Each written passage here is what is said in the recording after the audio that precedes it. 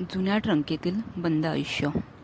आई गेल्यानंतर आयुष्य एकदम थांबल्यासारखं झालं होतं. घरी आल्यावर दर कोपऱ्यात तिची सावली होती. स्वयंपाकघरातून अजूनही हळदीचा मोहरीचा वास यायचा. अंघोळीच्या साबणाचा तो ओळखीचा सुगंध आणि खोलीतून हलक्या आवाजात ऐकू येणारी ती तिची देवाची प्रार्थना. काहीही नसलं तरी ती होती तिच्या अस्तित्वात. घर आवरायला घेतलं. जरा वेळाने माझ्या खोलीच्या कपाटामागे मला एक जुना लोखंडी ट्रंक सापडला. गंजलेला होता पण भक्कम. जणू त्या गंजाखाली कोणाचं तरी मन लपलेलं होतं. माझ्या डोळ्यासमोर आठवणींचा चित्रपट सुरू झाला. आईनं कित्येक वेळा सांगितलं होतं, हा फक्त सामान ठेवायचा ट्रंक आहे, काही महत्त्वाचं नाही गं. पण का बरं तो कधीच उघडला नाही? का तिच्या चेहऱ्यावर एक हलकासा कटाक्ष असायचा जेव्हा मी त्या ट्रंककडे पाहायचे? आज मी तो ट्रंक उघडायचं ठरवलं.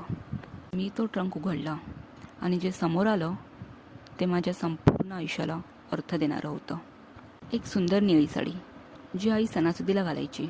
माझ्या शाळेच्या कार्यक्रमाला यायची तेव्हा घातलेली असायची, पण ती आता खूपच जुनी दिसत होती. तरीसुद्धा प्रेमाने फोल्ड केलेली. बाबांची डायरी. त्यांनी कधी आयुष्यात लिहिलं असावं हेच माहिती नव्हतं, पण त्यात लिहिलं होतं. मी तिला किती समजलो आणि जितकं समजलो तितकंच तिच्या डोळ्यात एक वेगळं, अबोल पण तितकंच बोलकं असं सुंदर जग बघितलं. माझ्या लहानपणीची चप्पल. आई म्हणायची, तू मोठी होतेस हे मला याचं माप बदलताना कळायचं. आईच्या हाताने शिवलेला एक रुमाल, त्यावर छोटंसं नाव लिहिलेलं होतं, मोहिनी. मी डायरी उचलली. ती आईची होती. आईने लिहिलं होतं, प्रत्येक स्त्रीचं एक गुपित असतं. ती स्वतःसाठी काही मागत नाही, पण मनात एक कोपरा असतो जिथे ती स्वतःचं स्वप्न लपवते. मीही लपवलं आहे. माझं गाणं, माझं नाटक, माझं शिक्षण. पण तुझ्या हसण्यापेक्षा काहीच मोठं वाटलं नाही.